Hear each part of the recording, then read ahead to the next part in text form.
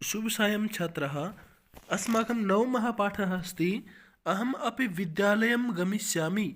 मैं भी विद्यालय में जाऊंगी। तो इस पाठ के अंदर हमने पहला प्रश्न हो गया, दूसरा भी हो गया और तीसरा भी हो गया। चतुर्थ प्रश्न है रेखांकित पदम आधृत्य प्रश्न निर्माणम कुरुत। जिसके नीचे रेखांकित है, अंडरलाइन है जिसके नीचे, उसके आधार पर क्या करना है, प्रश्न निर्माण। उत्तर इस वाक्य में दिया हुआ है।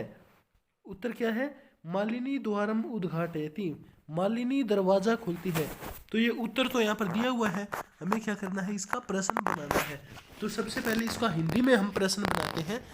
मालिनी दरवाजा खोलती है, तो क्या बनेगा, कौन दरवाजा खोलती है। और संस्कृत में कौन, ये मालिनी जो है स्त्रीलिंग है, तो इसके लिए आएगा का।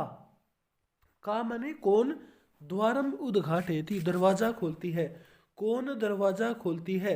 तो उत्तर क्या, ये प्रश्न क्या होगा, कौन दरवाजा खोलती है, और इसका उत्तर बन जाएगा मालिनी दरवाजा खोलती है। ठीक है भाई। इसके बाद में आगे देखो, अगर मान लो ये अंडरलाइन इसके नीचे नहीं है, द्वारम उद्घाटयति के नीचे होता, इसके नीचे अंडरलाइन नहीं है, मान लो ये इसके नीचे होता, तो इसकी जगह पे क्या बनता, मालिनी किम करोति द्वारम उद्घाटयति। मालिनी क्या कर रही है, द्वारम उद्घाटयति दरवाजा खोल रही है। मालिनी दरवाजा खोल रही है।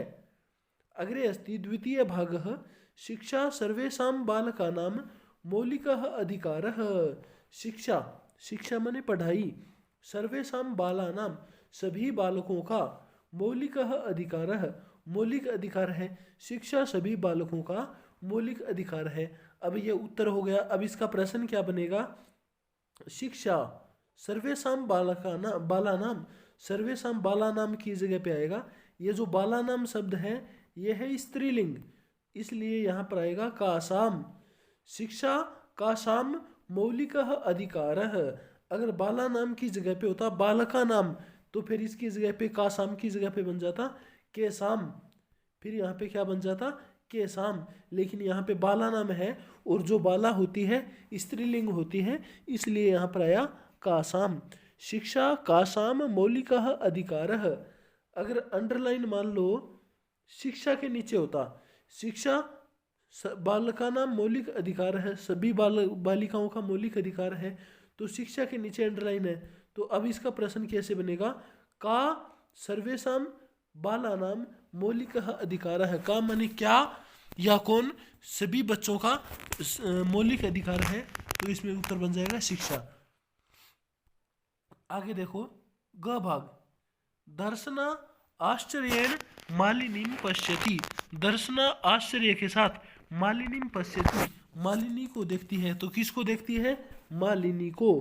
काम, काम माने किसको, ठीक है, द्वितीय विभक्ति का एक वचन, का के कहा, काम के कहा। अग्रे अस्ति घ भाग, दर्शना तस्याः पुत्री च मिलित्वा परिवारस्य भरण पोषणं कुरुतः स्म। दर्शना तस्याः पुत्री, उसकी पुत्री, मिलित्वा माने मिलकर, परिवारस्य भरण पोषणं कुरुतः स्म, अपने परिवार का पालन पोषण करती थी। कौन कौन, दर्शना और उसकी पुत्री जो थी, वो दोनों मिलकर अपने परिवार का, परिवारस्य, तो इसका प्रश्न बनेगा कस्य।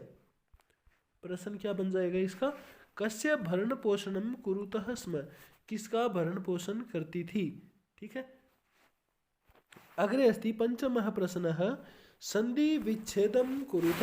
संधि विच्छेद करना है, यह संधि हम कर रहे हैं ऑनलाइन क्लास में। ग्रामम प्रति, ग्रामम, और यहाँ पर क्या आ जाएगा, प्रति, ये बन गया ग्रामम प्रति। ठीक है, इसके अंदर कोई संधि नहीं है, प्रकृति भाव संधि है। कार्य अर्थम, कार्य जमा अर्थम। अब यहाँ पे कार्य के अंदर अ की मात्रा है, और आगे अर्थम के अंदर फिर से अ है, और इन दोनों को मिलाकर बन गया आ, यानी कि दो ह्रस्व वर्णों को मिलाकर एक दीर्घ वर्ण बन गया।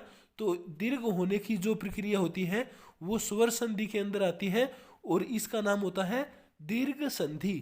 ठीक है, दो हो गई। इसके बाद नंबर 3 पे है करिष्यति और यहाँ पे है ऐसा, करिष्यतेसा, करिष्यति जमा ऐसा।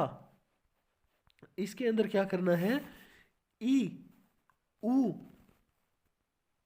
ई उ री और ली, इन चारों के बाद में कोई भी अगर स्वर आ जाए, कोई भी स्वर हो, तो ई की जगह पे बनेगा ये, ऊ की जगह पे बनेगा व, री की जगह पे र और ली की जगह पे ल बन जाएगा। ठीक है, जैसे यहाँ पर देखो, करिष्यति ऐसा, ऐसा, यहाँ पर इस वाक्य में, इस शब्द में करिष्यति के अंदर ई की मात्रा है और इसके बाद में आ गया स्वर, तो इस स्वर आने के कारण यहाँ पर करिष्यति के अंदर जो ई थी, ई की जगह पे बन गया य, ई की जगह पे क्या बन गया, ये, और आगे जो ए की मात्रा थी, ये ए के ये के अंदर मिल गई और ये बन गया करिष्यतेसा। आगे है सहोदर पूर्ति, तो इसके अंदर आएगा स्व जमा उदर पूर्ति, स्व, स्व के अंदर अ है और इसके बाद में है उ, इसके बाद में है उ, दोनों को मिला के बन गया ओ, यानी कि यहाँ पर है गुण संधि। और ये जो ऊपर वाला था करिष्यति ऐसा, इसके अंदर थी यण संधि और इससे ऊपर वाले में कार्य अर्थम, इसके अंदर थी दीर्घ संधि, दीर्घ संधि, यण संधि और गुण संधि। अब ये जो स्व उदर पूर्ति है, इसके अंदर है भाई गुण संधि। और लास्ट बचा है अप्येवम, अप्येवम, अपि जमा एवं, अपि जमा एवं। अब आपको ये बताना है इसके अंदर कौन सी संधि है।